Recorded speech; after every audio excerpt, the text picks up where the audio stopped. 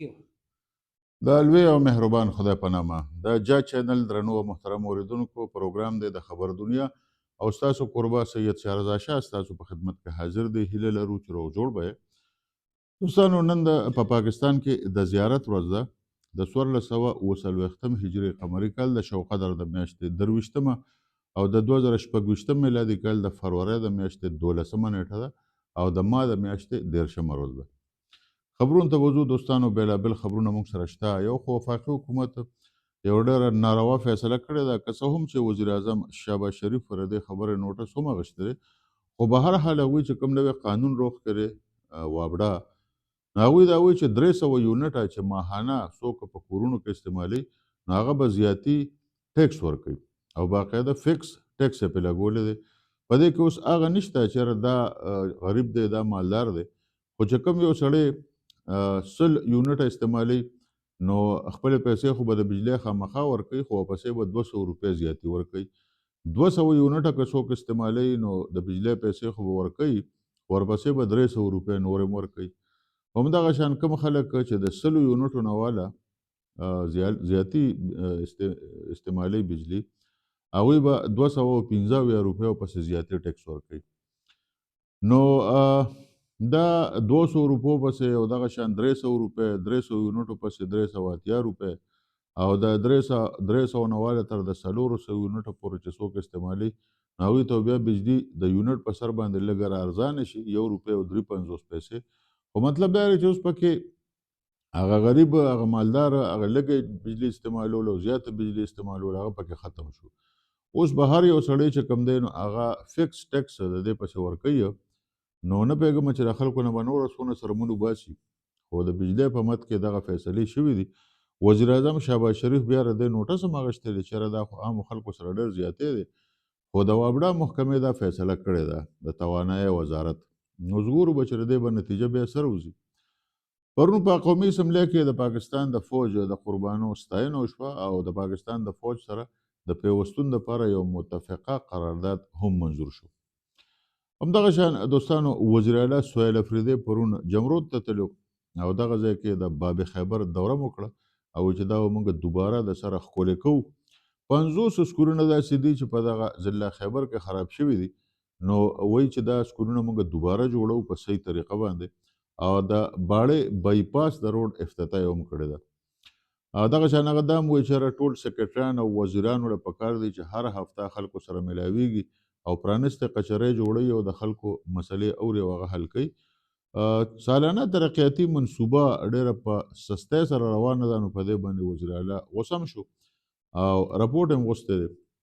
خو به هر حال وایي چې د تیرا چې کوم متاثرین دي د دوی په رجسټریشن کې به موږ قومي مشران هم شاملو چې د دوی تصدیق وکړي او ترقیاتي منصوبې په کار دی چې د را روانې میاشتې تر اخره پورې مکمل شي.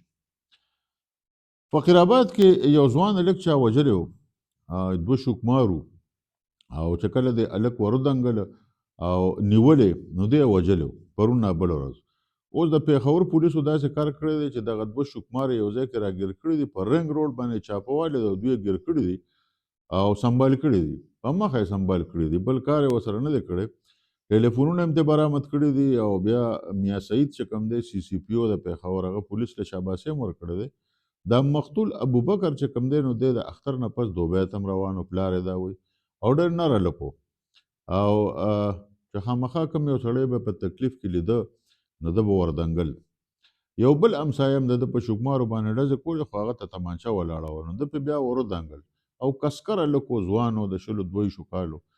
او چې کله یې وکتل چې زما دا ګاونډیان خو د شوکمار شوکي لوټي یې، نو ده پې وردنګلي و، ده رانیولی و، خو دغه بدبختو پې ډزې وکړه او دا ځوان هلک یې مړ کړ. نو اوس دواړه پولیسو سنبال کړي دي دغه شوکمار او ښه د سړیتوب کار یې کړی دی. دوستانو، پرونه د اپوزیشن لیډر محمود خان اچکزي یو بیان ورکړی و په قومي اسمبلۍ کې چې د پاکستان فوج د 4 ضلعو فوج دی او دغه شان نور هم څه خبرې کړې وې.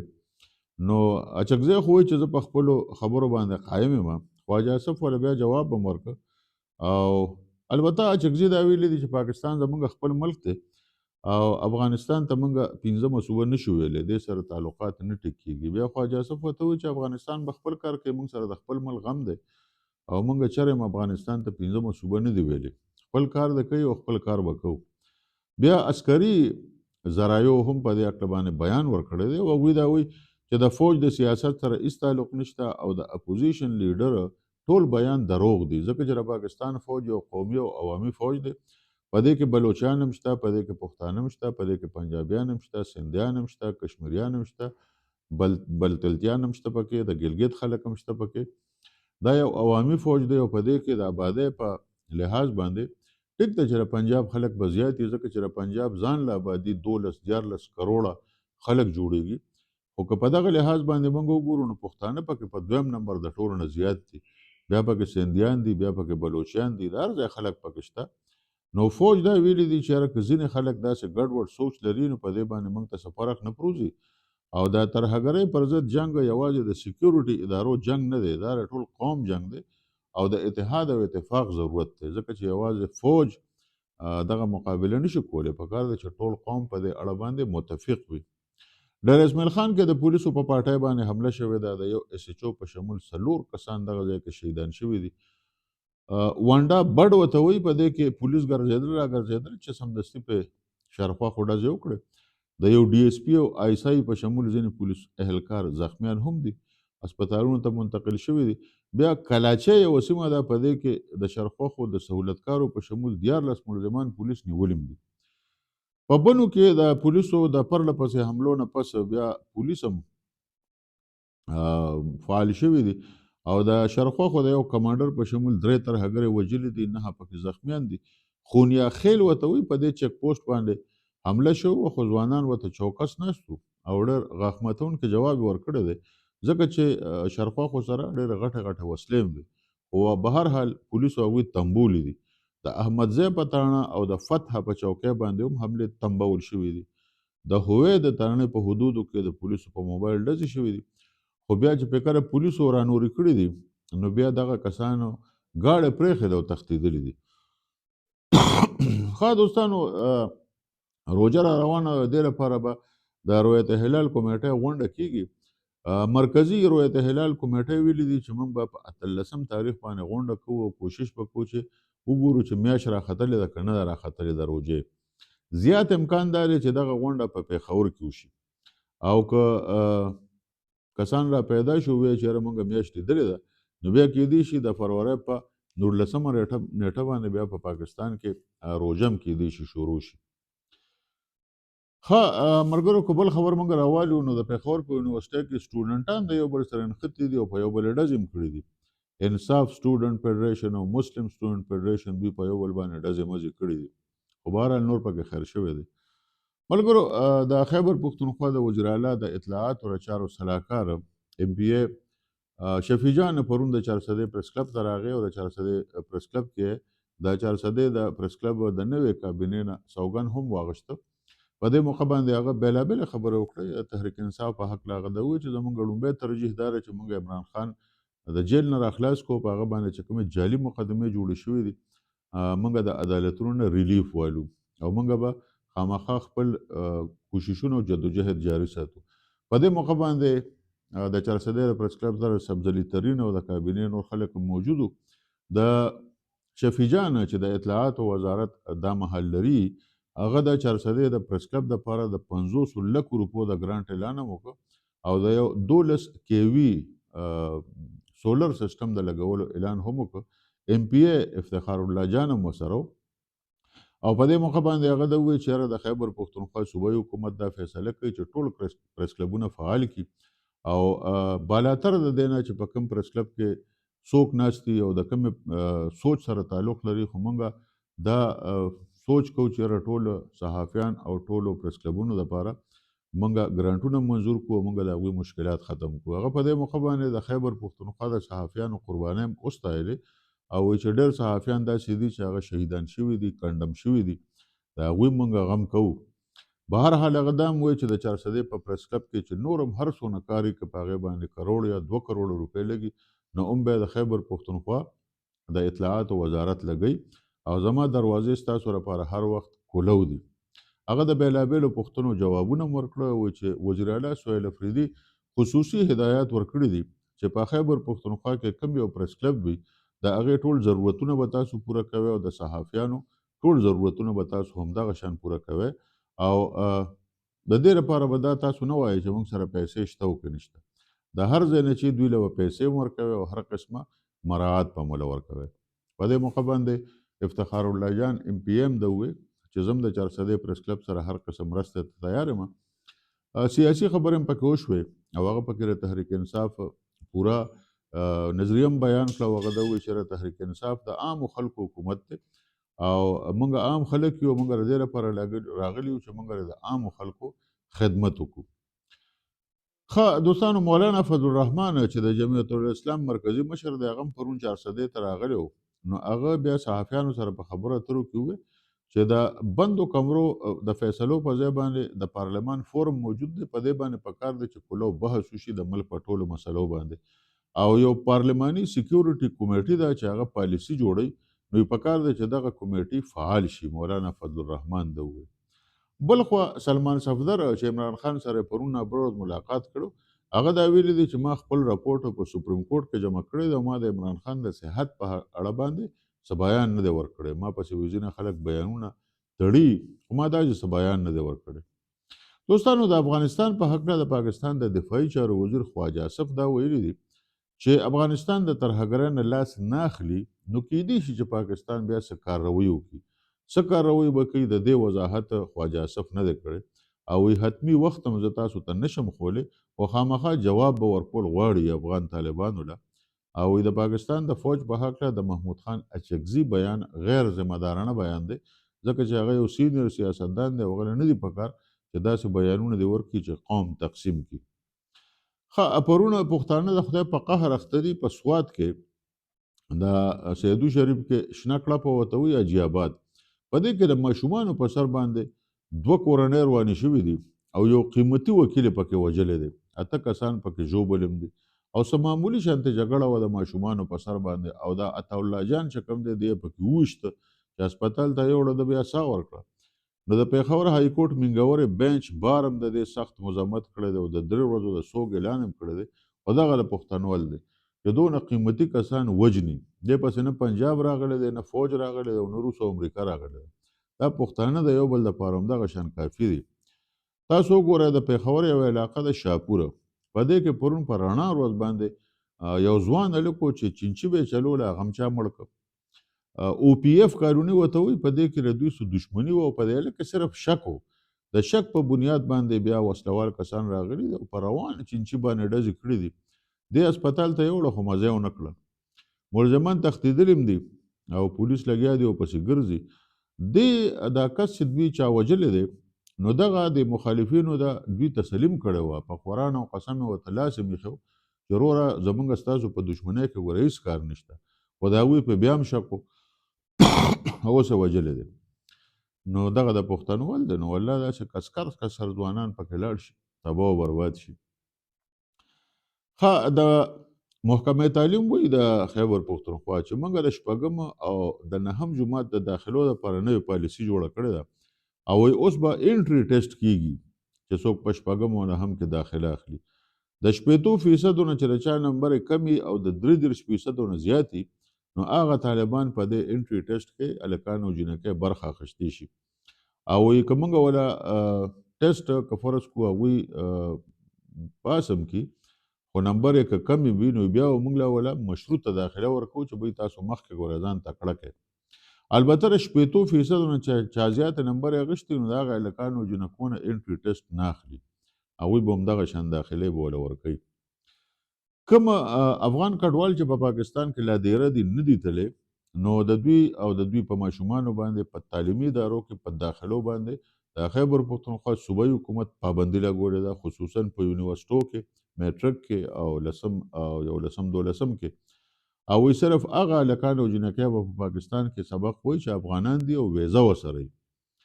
او د ټولې صوبې پرایویټ او سرکاري تعلیمي ادارو نه تفصیلات غوښتل شوي دي. ښه دوستانو، 180 دوايانې داسې دي په پاکستان کې چې د هغې قیمتونه 1000 روپۍ زیات شوي دي. لکه که فرض کړو یو شی په 1200 روپیو، نو هغه 2100 روپو ته رسېدلی، 2200 روپو ته رسېدلی دی. ښه بیا څلوېښت نورې دوایانې داسې دي چې ډېرې اهمې دوایانې دي او هغه چې څوک ونه خوري نو بس لکه ژوند یې ختمېږي. هغه یې د مارکېټ نه غیبې کړي دي او وایي چې یاره قیمتونه زیات شي نو بیا به یې مارکېټ ته راوړو. دا مسلماني ده ښه، مسلمانۍ زور کړی دی او بالکل چوي دې ته مسلماني وایي چې دوایانې غیبې کوي او بیا یې ګرانې کوي او مارکېټ ته راوباسي. وزیر اعلی سهیل افریدي په ضم شوي ضلعو کې د انډر 16 د لوبو افتتام کړی ده. جمرود کې سپورټس کمپلیکس دی، په دې کې یو پروقاره دستوره وشوه، یو جمنیزیم او هاسټل پکې نوی جوړ شوی دی. وزیر اعلی د افتتام وکړه او وایي چې د ضم شوي ضلعو د 1000 نه زیات لوبغاړي به موږ تیارو او موږ به کوشش کوو چې دوی په قومي او بین الاقوامي کچه باندې یو نوم را پیدا کړي. بل خوا ویل کېږي چې کیدای شي په پاکستان او سعودي عرب کې په یو ورځ باندې روژه شروع شي، امکان شته.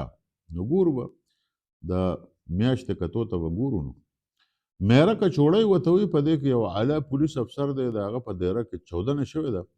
نامعلومو تخریبکارو دغه ځای کې بارودي مواد ایښي وو، بیا تښتېدلي، بیا ناوخته ډېره یو درز یې وکړ، خو بهرحال دیوالونو میوالونو ته تاوان رسولی ده، نور څه نشته. دا زما په خیال فصیح الدین دی، د پولیسو یو اعلی افسر دی، د هغه په دیره کې دا واقع شوې ده. په پېښور کې 81 غیر قانوني هاوسنګ سوسایټۍ دي. نو د دې خلاف صوبایي حکومت د اپریشن فیصله کړې ده. 400 کې 71 او په کوهاټ کې 40 سوسایټۍ دي. زرعي ځمکه چې زمونږ په صوبه کې کم پاتې وه چې کرونده وه پکې ده، دا د 21 لکه هکټره نه اوس 19 لکه هکټره ته راکمه شوې ده. مردان کې بلا غیر قانوني هاوسنګ سوسایټۍ روانې دي، په 400 کې هم روانې دي، نوښار کې هم روانې دي.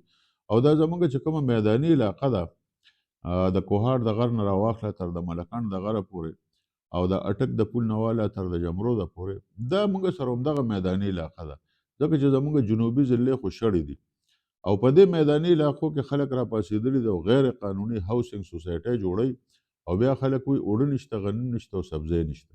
نو چې کورونو کې هاوسنګ سوسایټۍ جوړې شي، آبادي موږ کنټرول نه کړه، نو ظاهره خبره ده چې بیا به له داسې مسلو سره مخامخ کېږو. یو بله بدبختي زموږ دا ده چې په ضم شوي ضلعو کې نور 15,000 ماشومان هلکان او جنکۍ د سکولونو نه بهر شو، چې د هغوی عمر د سکولونو شوی دی چې سکولونو ته ترې لاړ شي.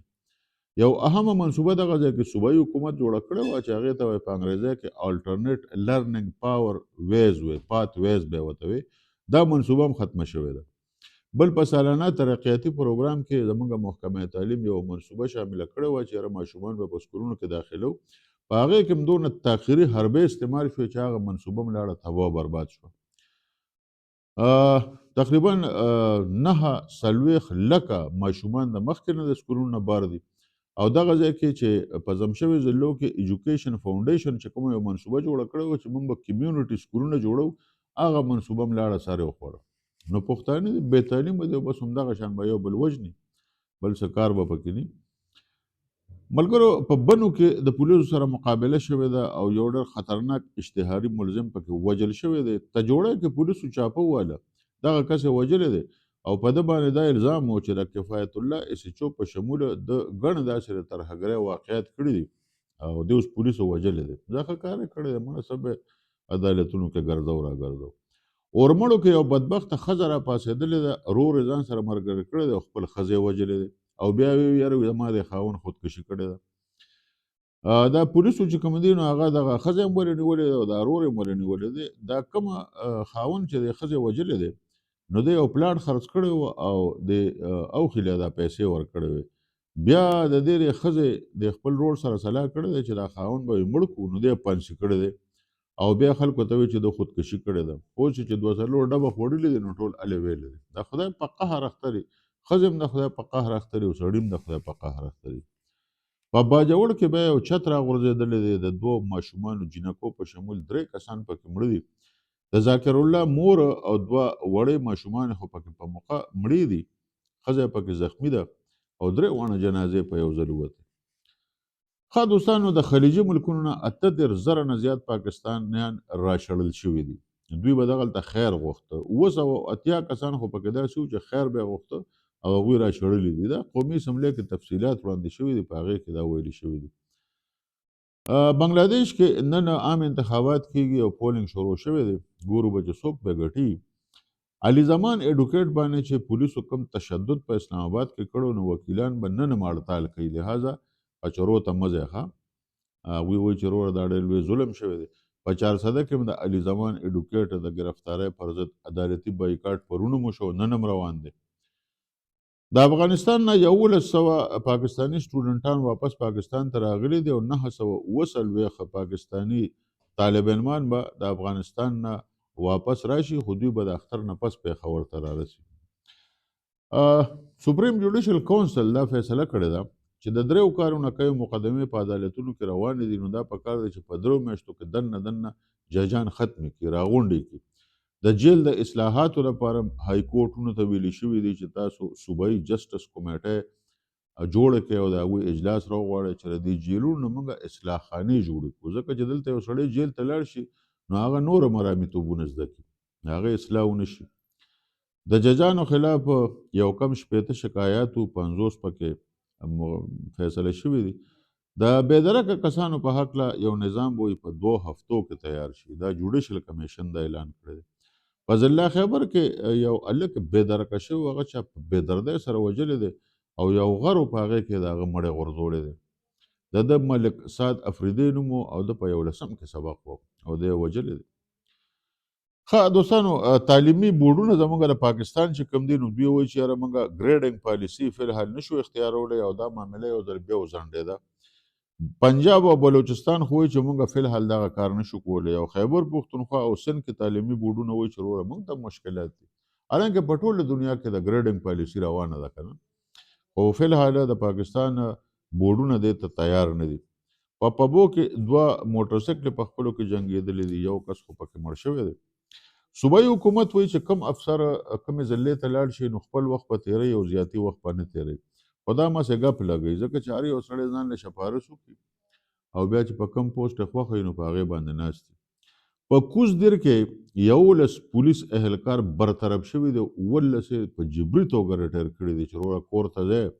په دوی باندې ډېر سنګین الزامات وو او ډېر وله یې پکې وارننګ هم ورکړی دی.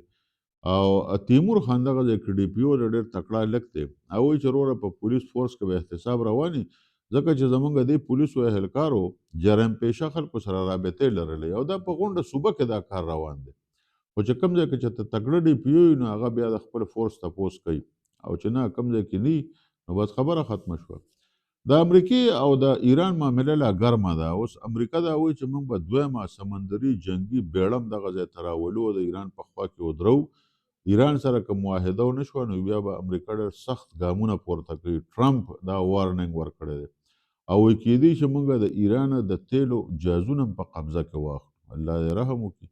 تهران ته وایي زموږ د طاقت اندازه ده ځکه موږ سره معاهده کول غواړي.